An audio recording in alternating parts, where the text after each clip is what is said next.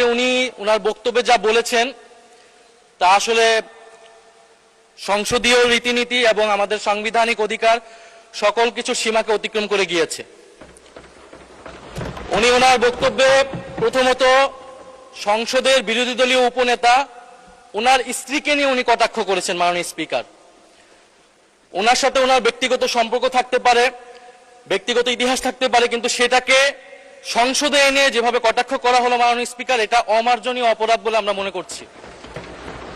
দ্বিতীয়ত উনি বিরোধী দলের মহিলা এমপিদের, আমাদের নারী সংসদ সদস্যদের তাদের পোশাক নিয়ে যে ধরনের কথা বললেন, তাদের ধর্মীয় স্বাধীনতাকে হরণ করার সম্পর্কিত যে ধরনের বক্তব্য দিলেন, এটাও মাননীয় স্পিকার আমরা মনে করি একটি অমার্জনীয় অপরাধ। প্রত্যেকটা ব্যক্তির গণতান্ত্রিক রাষ্ট্রে তার ধর্মীয় স্বাধীনতা রয়েছে, পোশাকের স্বাধীনতা রয়েছে।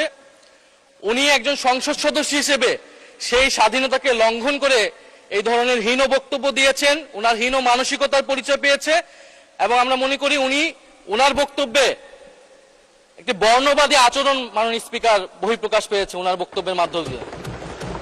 ফলে আমরা আশা করব ভবিষ্যতে এই ধরনের বক্তব্য আমরা কোন সংসদ সদস্যের কাছ থেকে যাতে এই ধরনের বক্তব্য মহান এই জাতীয় সংসদে আর উচ্চারিত না হয়। মাননীয় স্পিকার, আপনাকে ধন্যবাদ।